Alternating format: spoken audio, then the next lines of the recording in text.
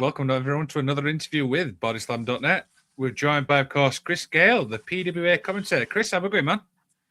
I'm going very well, Liam and Jordan. It's lovely to see you. Absolutely, man. How's the week been for yourself? This week, look, I'm still stinging from my rugby league team losing by a point yesterday evening out at Campbelltown in Sydney. The West Tigers going down to the Brisbane Broncos.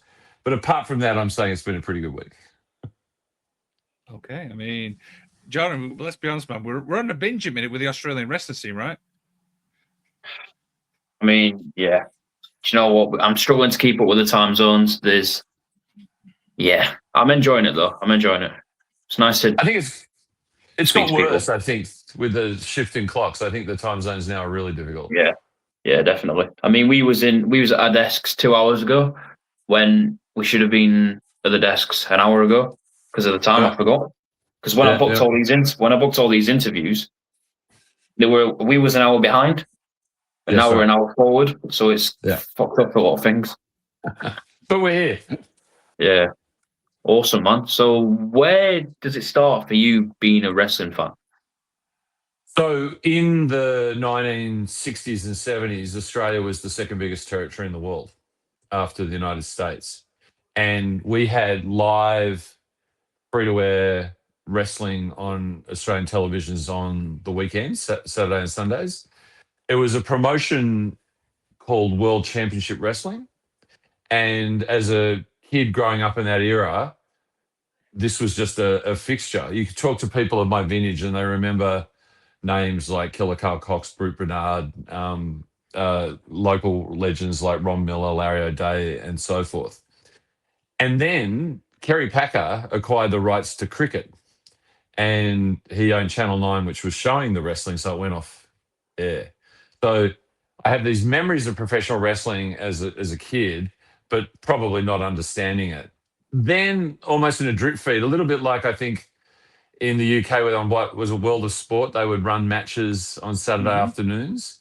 Yep. We had a show called White World of Sport on Saturdays that would take a WWF match from Madison Square Garden just as part of their general sports variety offering.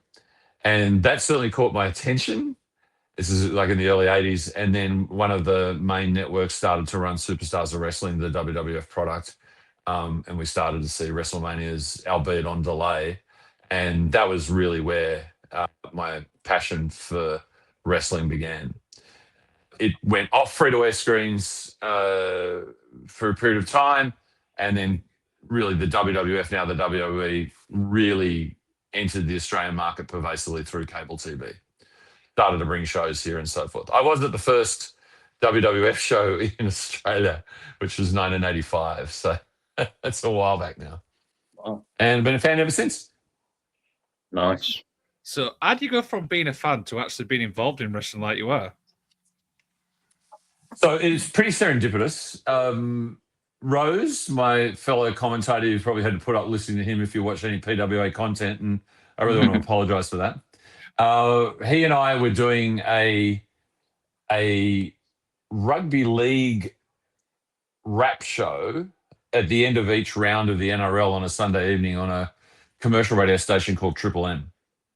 And in 2017, a tremendous Australian Indigenous player, Jonathan Thurston, was in his last representative season, and he played for Queensland. And Rose said, I want to see Thurston run onto the ground for his very last game as a Queensland Maroon and do a wrestling heel turn and strip off the jersey and play for the New South Wales Blues. Someone who happened to be listening was Robbie Eagles. And Robbie Eagles reached out on Twitter and said, oh, it was really nice to hear people on mainstream commercial radio not doing the usual, oh, wrestling's fake, etc. And Rose said, we're fans. So Robbie encouraged Rose to go see a match, which happened to be his match in Paddington Town Hall against Will Ospreay, which was a really, really sort of key moment in the rise of the Australian independent wrestling scene. And Rose came back and said, this is way better than what I expected. We have to go. I went along to see what turned out to be the first black label show for PWA in January in 2018. And in the middle of the year, they said, look, you're on the radio. We're looking to try and lift our profile. Would you guys like to have a go at commentating? In those days, it was to a digital recorder that was synced in post with the vision that was being captured by the people filming it. And I think the one bit of feedback that we got after our first show going in very cold was, don't make so much fun of the refs. And from that, that has become a very, very enjoyable part of our lives as being the commentators for PWA. That inevitably got me interested in the organisation. I've sort of helped them out in a couple of ways since then as well. Okay, that's wow. I mean, I've spoke to Rose myself, and he mentioned I've heard that story before, but it's really fascinating how like by just one appearance or like talking can lead to somewhere else. It's really difficult because people, often come say, mate, I want to be a commentator. How do I do it? And I said, I think the simplest way, if you're not a wrestler, is to get yourself into the ecosystem of promotion and look at ways that you can assist. And it's a bit unfair because we really did luck into it simply by making that comment on radio led to the introduction of Robbie, and there just happened to be an opportunity. It's quite interesting. I think promotions go through phases. At the time that we started, 2018, I don't think anyone was agitating to do the commentary within PWA. I think there was a bit of a gap there. And then, of course, other people would say, oh, it's always been my dream. So it can be serendipitous. It can be good fortune. But I do think if you've got ability and you find a promotion that you can connect to and you contribute meaningfully, you can get that opportunity. But yeah, ours was really lucky. Okay, so on that, is there any commentators from around the world that you've studied or you've taken a little bit of stuff from and you like tweaked it to make it your own? The study wouldn't be the right term because I'm too lazy, but I went going back to those Madison Square Garden matches that we would see on Saturday afternoons. I was absolutely taken by the commentary. So that's the likes of Gorilla Monsoon, Bruno Sammartino to a lesser degree, but definitely Jesse the Body, McMahon himself, and you could automatically get this sense of they weren't just describing the action, they were telling stories, having fun, keeping the whole thing legitimate, and was very much part of the offering. Like, I understand people quite get disappointed when they go to a live wrestling show and they don't hear commentary because it's such a part of the television product. I also think it's absolutely apt that you don't hear the commentary at live shows, but it was those guys and the rapport that they had that really made me interested. So in terms of taking anything, occasionally, like I like, doing a gorilla thing might be always taking a blow to the medulla oblongata. Like if you would talk about very specific features of the anatomy, that was a great thing.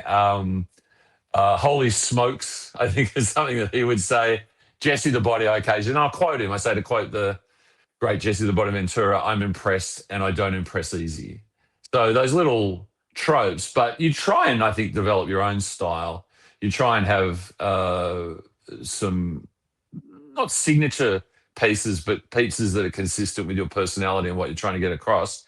And one of the really important aspects for me is making everybody really clear that Rose and I don't get on at all. Okay. So, I mean, you've spoken to him. You can't be surprised by me saying that. I mean, the guy is just like, and the weird thing is he somehow tends to adopt the baby faces, even though he dresses like a drug dealer. And yeah. And whereas I see the point of view of some of the heels, because I think point of view is important in society, and yet I'm universally loved. And as my understanding is, the fan base has not much time for Rose. Yeah, I mean, yeah. Oh, that's brilliant. I wish I was joking, but it's just the facts. I always deal in the facts. I'm like Fox News. I'm fair and balanced. Yeah, absolutely. So, how much planning goes into commentary? This is something I've always wanted to learn. I tell you, I think a huge advantage in the modern world is the fact that part of your promotional process in the lead up to shows is wrestlers doing promos. All right. And we've got an incredible technical team. For a long time, we wrestled in a place called Max Watts. It's now called Liberty Hall. And in fact, our next show, Dropped Out, will be there, but we haven't been wrestling there much lately. But it's on what's called the Entertainment Quarter in Sydney. And part of that precinct is this Australian Film and Television and Radio School. And that's where people are going to learn how to edit, produce, direct, act, all those sorts of things. And we discovered that there were a number of the young people going through that system that were wrestling fans. So we developed a crack film team. And when they're creatives, they want to produce a fantastic live stream, which was something that started in the era that I was involved. But they also get involved in the making of the promos and things like that. And as you know, performers are less or better adept at doing those things, but it creates really good content connecting the shows. So the preparation for me is making sure that I see all those promotions at least 2 times to see what are the beefs, what are the storylines that are being developed, and that soaks through. You definitely rewatch the last show that you called to make sure that you enjoy your own commentary as much as I enjoy myself that I do, and also see what little tells might have been there. So I've seen the show again, having called it live. I'm assiduously watching the promos more than once, taking some notes about what I think they're trying to get across, and then you make yourself available. You know, when commentators say, I was talking to so-and-so in the locker room before, there's kind of an element of truth to that. You make yourself available to wrestlers to say, look, what do you want to get across? And that's a process of, I guess we bump in generally in the middle of a day for an 8 o'clock show. So I'm probably there and available from about 4:30, just as a floating resource. And everybody's different. Like we had one wrestler who's currently over in Canada now, and he would bring you 2 A4 pages of notes. And I'd love that. Typed as well. I mean, terrific. And you're not going to remember everything, but it's, that level. And others don't necessarily need to do that or want to do that. So I think it's being aware of where the shows have been going and the stories, being right across the social media promos, which is not just in the PWA channel, but what the individuals do in their own channels, and then making sure you're there available at the show beforehand. And, the independent scene it's, limited income. We've all got other things to do, but that's the best use of time leading up to a show, I think. Okay. I like that. So when I spoke to Rose, and I mentioned this because I watch every PWA show, whether that's live or like just. Well, thank you, John. Appreciate that. It's all right. And your commentary and Rose's, like, you acknowledge like where people are or commenting from around the world, and the use of the language that gets used is quite high, isn't it? You talk about the our language or the language of the crowd? No, the language of you and Rose. And what you mean in what sense? Explain swearing, it. Swearing, get like your expressions across. You're very, what's the word? Vocal and like energetic, and you just bounce off each other, and it's just really good in my opinion. Yeah. Look, I mean, I certainly with Black Label, the genius of Black Label in terms of its impact on the Australian independent wrestling scene was a realization about where the industry was and how do you change, like Don Draper and Mad Men, how do you change that conversation? And so Black Label was a decision to move away from traditional venues for Sydney independent wrestling, which tended to be the outer suburbs, and go to inner city venues, make it over 18. So there was more adult content possible, and double or triple the price point of tickets, and then put yourself under the pressure of making sure with those changes people were perceiving the value and weren't being disappointed. So in the context of Black Label, you deal with more adult concepts. So I'm sure we'll swear occasionally to make a point, but the energy is that we really feel it. Like we, even 8 years in, we feel continually honoured that this group of people accepted us so readily And what we're trying to do is always provide some gateway into the listeners and the viewers to understand how much effort and talent's going into what they're doing, because it really is immense, given that it's, the independent industry, you're not working full time, So it's a sort of a genuine excitement. And I think we sometimes benefit from the fact that these Black Label shows, there are about 8 of them a year. So you're not sort of rolling out a show every week or something like that. So there's a bit of a sense of occasion to it. And Rose and I have been stuck with each other for a long time, unfortunately. I signed into a little record label I had back in the day, and we worked out that we wanted to DJ, so we DJ'd, and now we're doing this. And so there's a reasonable amount of I won't say telepathy, but there's a reasonable amount of understanding. The one thing I'll say, and I seldom say anything good about him, is he's the right mix to me of a good play-by-play commentator. I know there are certain people who want to hear a live commentary that is just a simple recitation of the moves. And I think Rose gets the balance right, being not move heavy, and conveying the immediacy of the situation. And then my complimentary job is to try and be more the fan who isn't more the casual fan who doesn't understand all the intricacies and the difference between a belly to belly and a German suplex and things like that can still elude me, etc. But go, hey, this is a great night out. and I do feel that wrestling commentary, because this is an art form, it's an oft discussed thing, but you are creating an entertainment piece. And the beauty of professional wrestling is, because it's an athletic contest, it needs to be called straight. Like, it has to be called authentically. If you don't call it authentically, if you call it ironically, it won't work.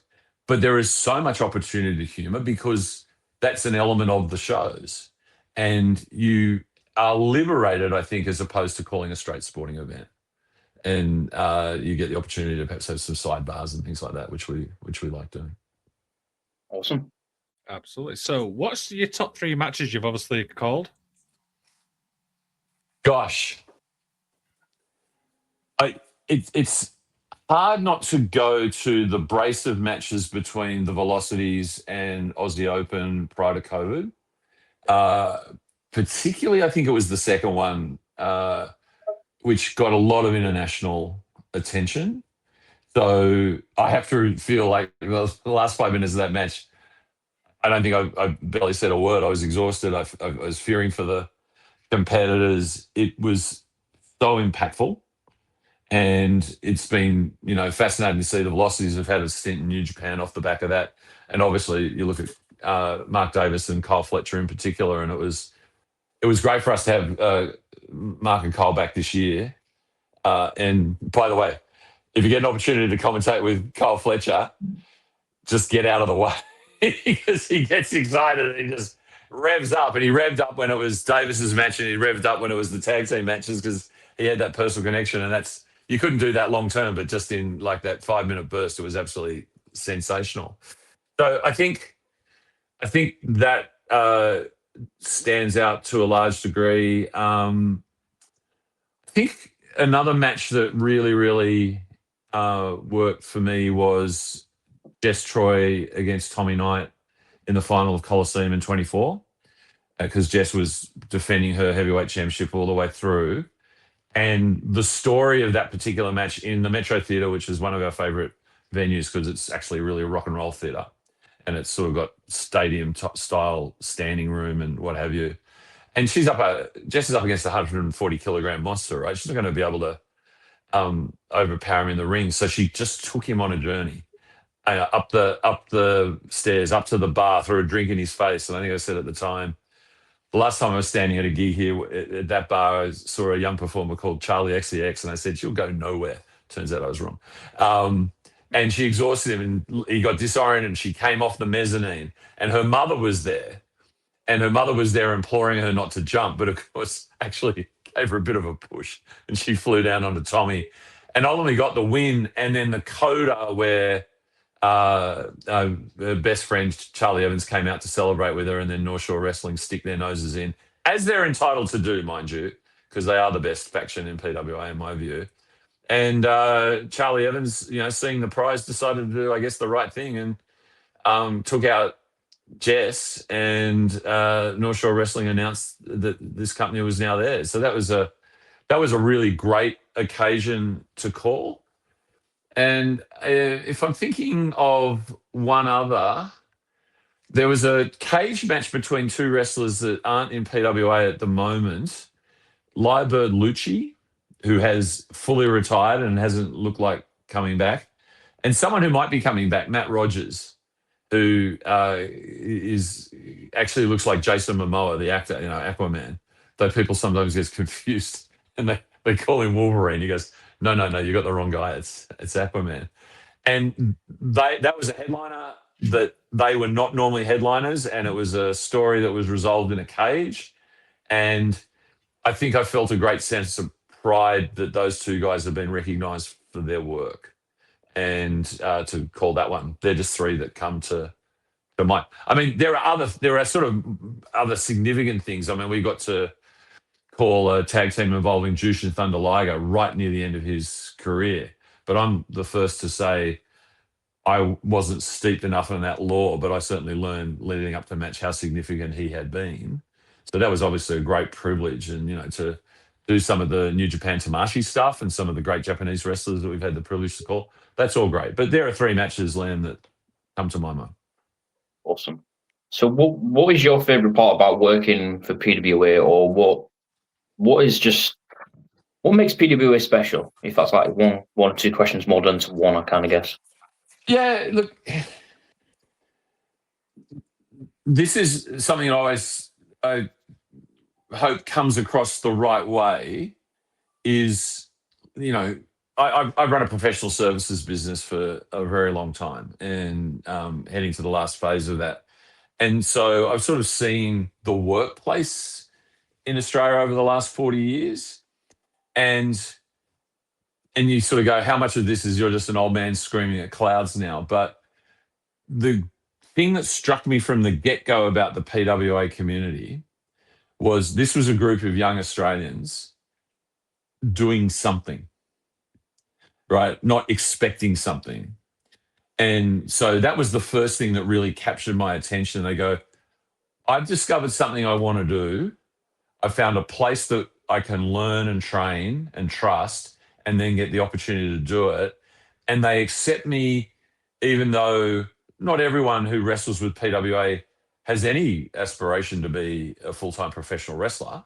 It's just their tribe, their community, and they get their performance aspect out of them because it's this fusion of mixed martial arts, which is risky but designed to be done safely, and acting and all those sorts of things. And there's an incredible support for everybody. Plus, it has this elite level. Like it has this ability to aspire and use our, I think, really world-class academy training methodology to produce talent that continuously resonates on the international stage. So it was to meet a group of young people doing something, wanting to do it well, but doing it inclusively.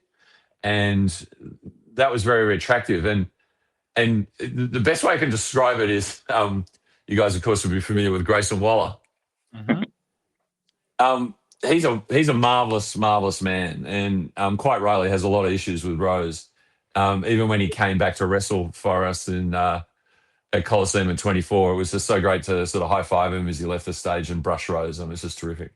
But we arrive, no one knows who we are. We're coming from a commercial radio station that has a sort of a bit of a cliche view of being sort of like, stuck playing Stairway to Heaven and Dark Side of the Moon on rotation. And second show, Wahlberg's on the mic cutting a promo of us saying, as for you two guys, I don't even know why you're here. No one under the age of 70 listens to your stupid radio station. And you should get the fuck out of here, basically. And you go, like, that was unnecessary. That was just so lovely of him to do that, right? And of course, it very quickly morphed into the fact that I absolutely adored and respected Mr. Wahlberg, as he was known then. And he and Rose had massive issues. And I think that legitimacy that you got when people saw that you weren't coming in and trying to change things or do whatever is a quality that PWA still has in abundance. And I think in a world where we can't contract anyone at this stage, there's a lot of loyalty to the brand as a result of that. So that's a sort of kind of long answer that hopefully gives some clarity to it. Yeah. Yeah. I like that. So, how much do you know about a show? Obviously, I presume you know the format, but do you actually know who's going to win a match? Well, now,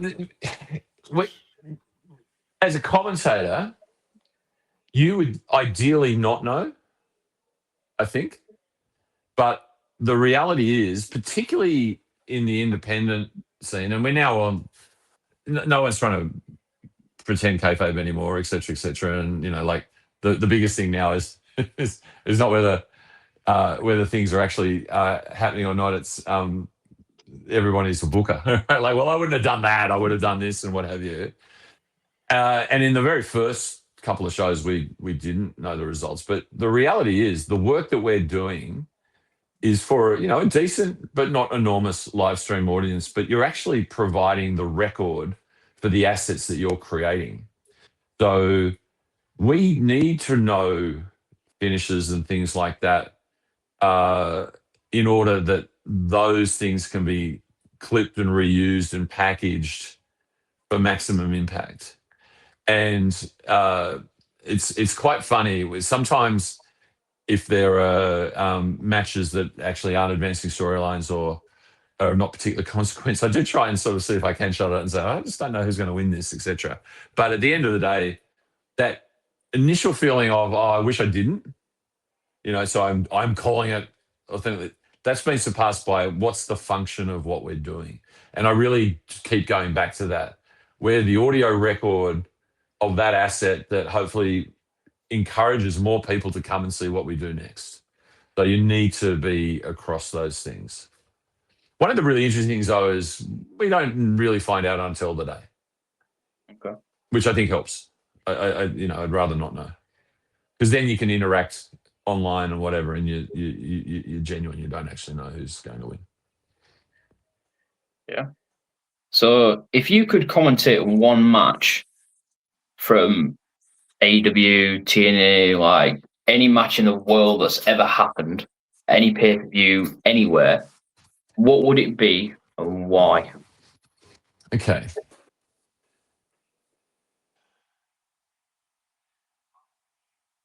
I guess I'll be parochial here. When Grayson Waller wrestled Edge, and this, he'd had like there'd been a series of matches. He started at NXT, and then he was being put into these higher profile context. And the whole premise of this, are you going to sink or are you going to swim? That was kind of the tagline of that particular match. And Grayson gave Edge a superb match, lost, and Edge finished with "You swam." So it was kind of his coming out party as a legitimate part of their roster. And Matty was a fairly late starter. He was really a mixed martial artist. He was an ancient history teacher in Fairfield in Sydney like 5 years ago now. And so we met him pretty early. And he's the guy, when I walked into my first PWA show in January 2018, and he was part with a guy called Carter Deems. He was a faction called the Babes, the blonde and blue-eyed sensations. And he was just magnetic. He looked great. He wrestled great. He had a mouth on him. And you just go, wow. Like, not only is this promotion better than I was expecting, but there is a real talent. To get to have called that match, which I think was his coming out match in WWE, would have been a real privilege. Okay, absolutely. So talk me through a typical show day for you, Kris. Get up at about 1:30. No. So I'm fortunate. The ring crew are essentially arriving at the venue around about midday or 1 o'clock, depending on the venue's availability. And I generally aim to arrive between 3.5 and 4 hours before showtime. So that's pretty relaxed. And I've generally, got something that I'm probably going to change into. We make ourselves available, as I said, for wrestlers to talk to. Then there's a group meeting, which is, be safe. What are the expectations tonight? What are any things to be taken into consideration? That happens sort of roughly 2 hours before showtime. By about an hour out, we've done a tech run through. Mics are working, vision's working. We have a production team that huddles and talks about particular shots they might want or things they want from commentary. We have a running sheet which gets adjusted, but our running sheet is not just what the matches are. When is the cameras going to come back onto us? So when we had Charlie Evans and Jess Troy in a cage in our last show, the cameras come to us because they've got to set up the cage. And they did an incredible job. It was up within 3 minutes or something. And then we've added a few bells and whistles recently, like walk-ins. So they pre-film walk-ins. And so after the first match, rather than coming to us to go, hey, it's going to be a great show, we've got to be ready to know who the walk-ins are and in the order. And they've only just been filmed. So there's a bit of a technical thing that you hope by 7:00 is established. The quiet period is between 7:30 when doors, and then we routinely have a dark match, and that's really to acknowledge a couple of wrestlers have been putting in lately, et cetera, on the way up. And that's a very interesting psychology because you have to not make it reference the night. So it's just a match. We don't say anything until the bell rings, and we conclude when the match is called. So it just sort of, those dark matches are sort of assets that sort of sit in their own suspended reality. And then we get a countdown and we're underway. The show runs ideally less than 2.5 hours. We had an issue previously where we were putting on too much content, and that I think compromises main events. Like, people are tired and, if you're not wrapping till 11. So we've got much better at that sort of,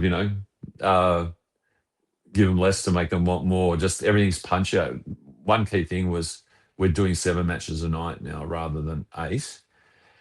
And then I'm in that fortunate position. I don't have any sort of technical responsibilities with the ring crew, so we just sort of thank each other, wrap up, and I'll definitely tend to head home after that. It is actually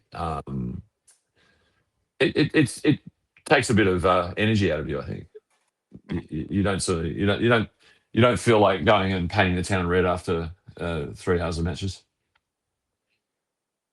So what would you say? Detail. So I had a strawberry milkshake. Jesus. What would you say is the best way to describe the Australian wrestling scene? Relevant would be the first thing, because people often talk about the tyranny of distance here, and I don't think it's as much as a barrier as it used to be. And I think for a long time, it would be fair to describe, with one or two exceptions, the independent wrestling scene in Australia was not relevant. Like, the 1 or 2 Australian performers you saw in overseas contexts like Nathan Jones, they just went and they got into it in some way. We now are definitely part of the world's ecosystem. The credibility is around the performers that you see in the major promotions, many whom trained at PWA, be they Robbie Eagles or Kyle Fletcher. But the vast majority of the Australians in the major promotions certainly have wrestled at PWA at some time. So I think that the scene overall is acknowledged as being relevant and of decent quality at the elite level. Like all our indie scenes, promotions vary in size and capacity and whatever, and obviously smaller promotions tend to rely on ones like ours to the wrestlers are able to go wrestle for them and what have you. But I guess the most telling example of this was we did our first week of Coliseum, attenuated to the AEW show Grand Slam that was in Sydney back in March. And so we were on the Friday night, and you think they're going to be interstaters. They'll have time to come see a wrestling thing. We had a packed Metro Theatre. Now, Mark Davis kindly agreed to be in a 4-way in the main event. And the rumor was Kyle, who had just won the TNT championship off Tommaso Ciampa, was going to come into the building and join us on commentary, maybe till interval. Well, he came in, cut a promo in the ring, lionized PWA's role in that, and he joined us on commentary for the rest of the night. Now, up in the mezzanine, sort of the VIP area, there was a bit of a hubbub, and along with oh gosh, I've just had Lena Cross, who had signed that day with AEW and had currently wrestled with us, and the likes of Orange Cassidy. Tony Khan was in the building.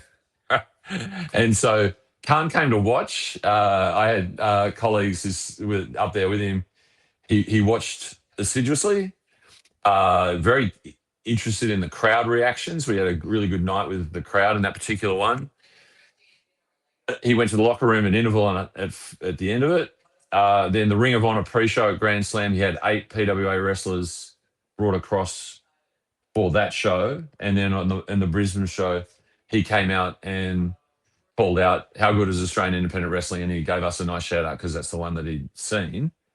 Now, on that same show where we've got Khan in the building and Fletcher and Davis and all that going on, Lena Cross just being signed, we were able to announce 3 of our wrestlers had just been given WWE tryouts, being the example, Ricky South. Part of my community service order is I have to wear his T-shirts, and I don't know how much you know about Ricky South, but fortunately he's out of our country now. He's in Canada, but he really is a terrible human being. And the dropouts, who are the Chelsea Dagger sensations, so the 3 of them were off to Orlando. So you sort of, in that weekend, you had a microcosm of how relevant and connected the wrestlers coming out of this country are to the rest of the world. And I think this is how we've got connected, is we're starting to, get a global conversation going. So I think the scene is ebullient. Is there a defined winner? Not yet. Is there a dominant promotion totally setting the agenda? No. Okay. So one segment we've been doing on this thing is called A or B. So we're going to give you a category and you simply go A or B. Does that make sense? C. Yes, it makes sense. Okay. So if I say Jessica Troy or Chevs, who would you pick? B. Okay. Would you rather... Do I have to expand, or did I just give you the answer? No. Give me the answer. You can either say the names or A or B. No, Chevs. North Shore Wrestling. I've said they are the future of our promotion. They're from the entitled North Shore of Sydney, where all the money is. I've said I actually once went to the North Shore, but they kicked me out because they saw my bank account. But they're everything that I aspire to be. Love it. America or the UK?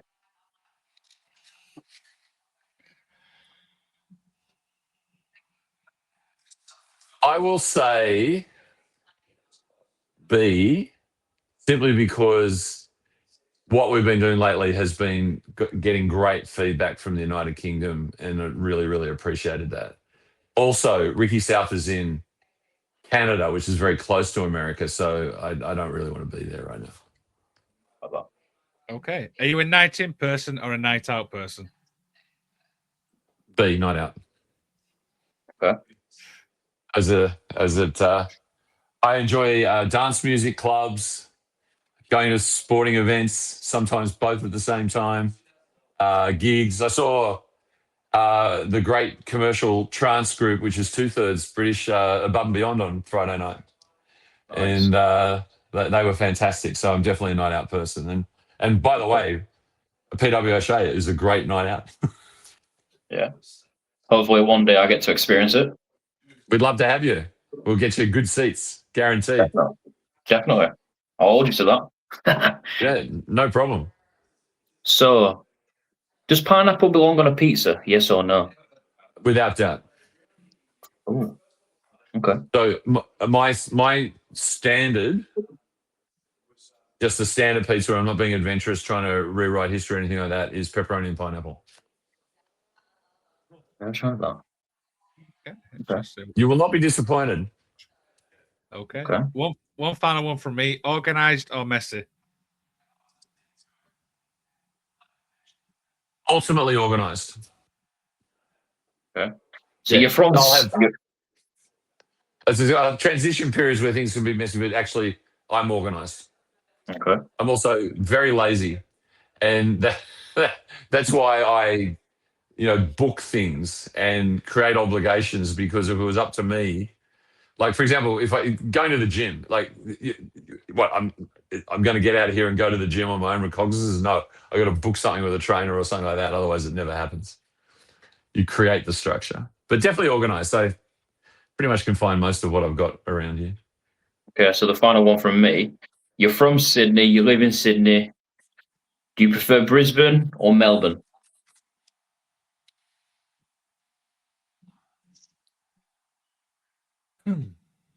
I, in my heart, Brisbane. Queenslanders, because there's an enormous rivalry between Queensland and New South Wales on the rugby league field, this state of origin thing, right?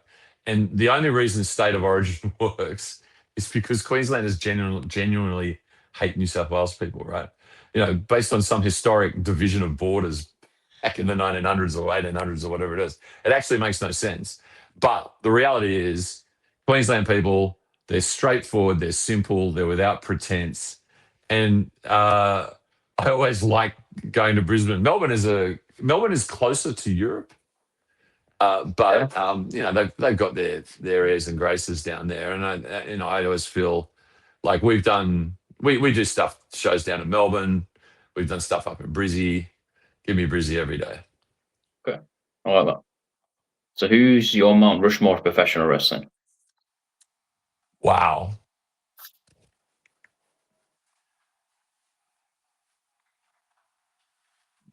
I don't think you can get away in terms of what captured my attention from Hogan. And it was in the end, I mean, there's this new documentary coming out. It ends up a pretty sad demise in a way. But that Hulkamania era and, things like he and Mean Gene training, the whole lead up to WrestleMania 1, it defined the industry that we now all love. I really think it does. So I think he's on the Mount Rushmore.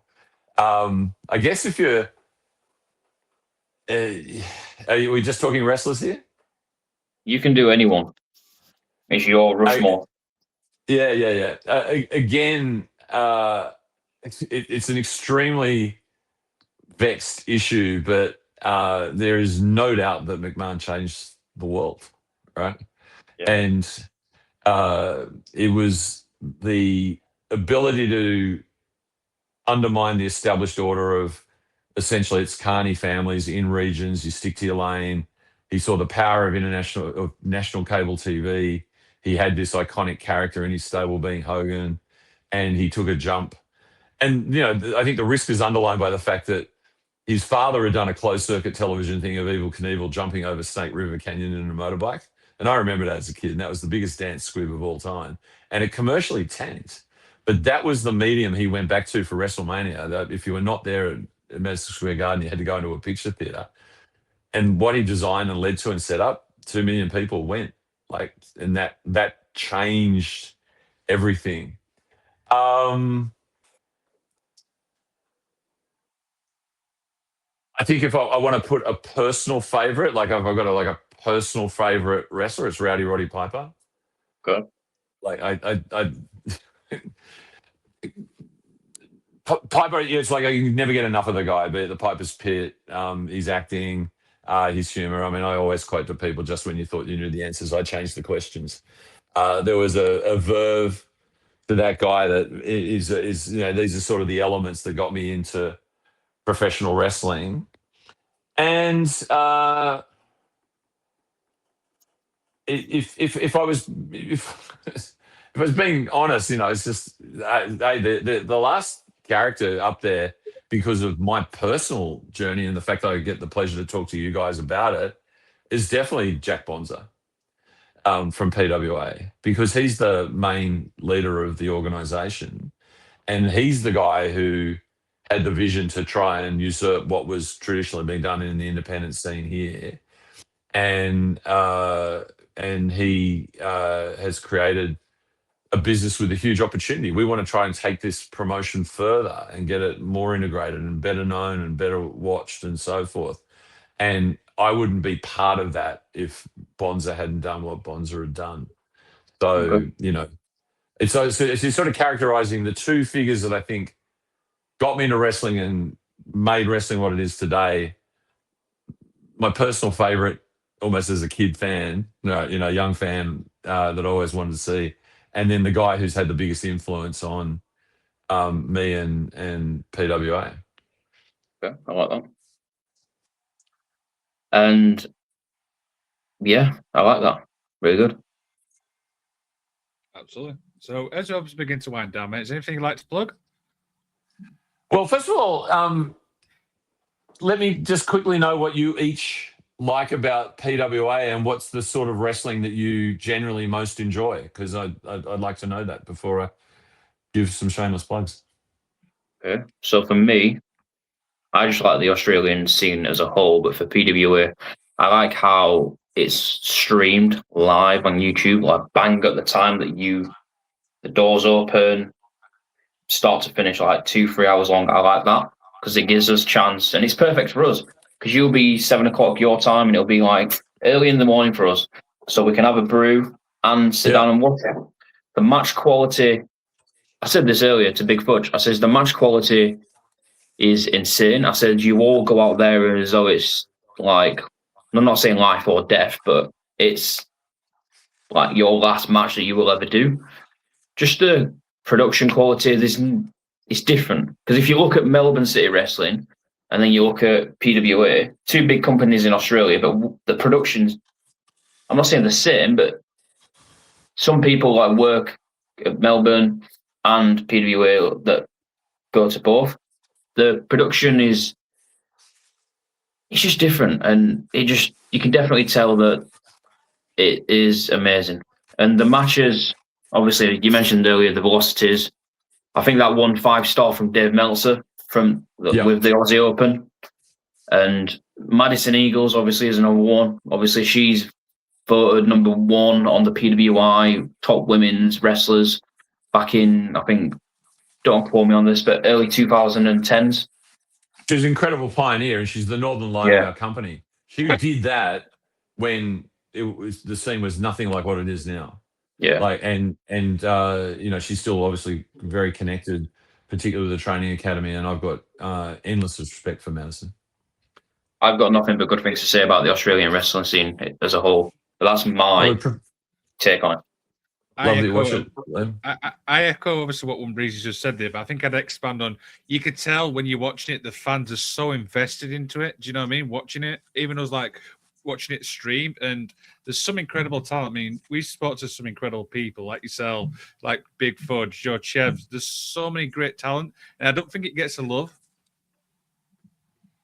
Yeah, I mean, the classic thing is, and this is our business mission, right? Like, if there's sort of two aspects of the business mission. One is providing an opportunity for people to pursue their dream of being a professional wrestler as a career, and I think we're hitting that mark. It's a narrow funnel; not everyone gets there, but we've got real legitimacy there.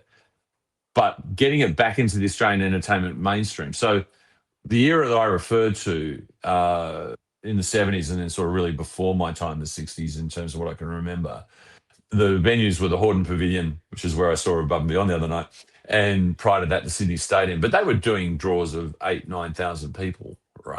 And it was a key part of the entertainment mainstream. And then I think it's the classic, the main guy who had the TV contract pulled it. And I don't know Kerry Packer from a bar aside, but I just get a feeling Kerry would have not been the type of personality who liked the kayfabe aspect of it, I think. And so I always felt that what happened with professional wrestling in our country, as a kid, you'll learn three things aren't real: Santa Claus, Easter Bunny, and professional wrestling. And it's interesting who survives that to remain as fans. And in Australia particularly, it wasn't a gradual decline. It was like it's just stopped overnight. like going off free-to-air television just stopped. The international product comes in when they did Elimination Chamber in Perth a couple of years ago, 52,000 people at Optus Stadium. Robbie Eagles wrestles at Tokyo Dome, 40,000 people, right? And we're drawing 500 to 700. We have to find a way, given the caliber and quality of the people we've got, and as you said, Liam, not being recognised, to lift our position in the Australian entertainment world.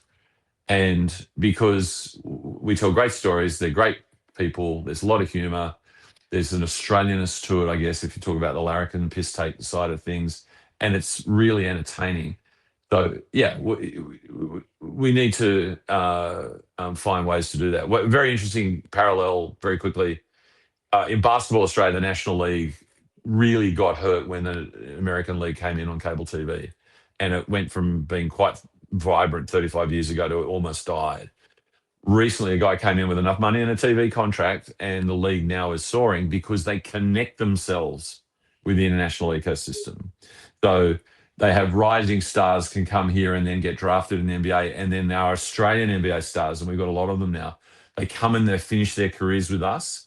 So the more that we can create loops. I mean, one of the changes with Triple H taking over was that when Grayson Waller came back in 24, he could wrestle. It was the first time that an active WWE roster member could wrestle in an Australian independent. And that's enormously valuable to us. So it's, you know, and I'm not saying I've got the answers here, but I'm certainly enjoying trying to be part of the thing to see. You just want more people to enjoy it in the way that you guys have and support it in the way you guys have, which we really enormously appreciate. I just want to thank you both for the support and interest that you're showing. I appreciate that, thank you. But no, like I've said it plenty of times, like Australia's like a hidden gem. It's just it's a market that needs to be tapped into a lot more. Yeah. And it needs a TV deal. You and I agree, Jordan. Needs Look, a TV all deal. I can say is watch this space. That's all I can say. Okay. Okay? That's all I can say. Spoilers. Chris? No, that's all I can say. Chris? I would never lie to you guys. I'd never lie to you guys. But I agree. Television, I mean, ultimately, as Vince Russo was famously saying, it's just a television show. It's a television product. It didn't start out that way, but it's a product. It's a television show. It's episodic. It just so happens, depending on your success, your studios are arenas and backstage. That's one of the things, by the way, I love most about professional wrestling, because everyone goes, why are all those chairs under the ring and tables that are broken, whatever? But I just love the stuff in all these arenas backstage where they're attacking each other, whatever. You talk about messy or organized, they've all just got girders and pallets of stuff left everywhere, and there's always a corrugated iron garage door for someone to be thrown into. It's almost like professional wrestling spoke to stadium architects 80 years ago and goes, can you just make it pretty anonymous and leave these things lying around for us?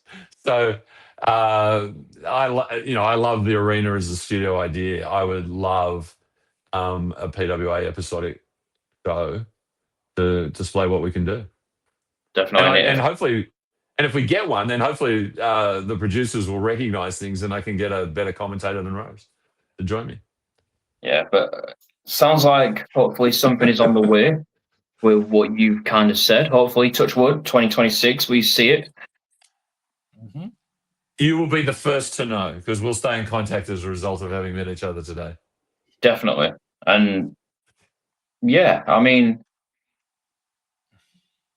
I'm lost for words, because if it happens, I'll be, me and Liam will be one of the first to congratulate PWA and yourself and whoever performs there, because it is needed.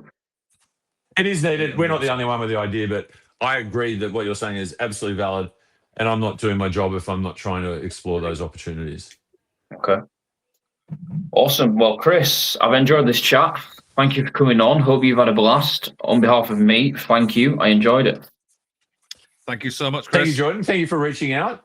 And Liam, pleasure to meet you. And let's stay in contact and keep enjoying wrestling, eh? Definitely. Hope you have a good evening, even though whatever's left of it. Thanks. Take care, mate.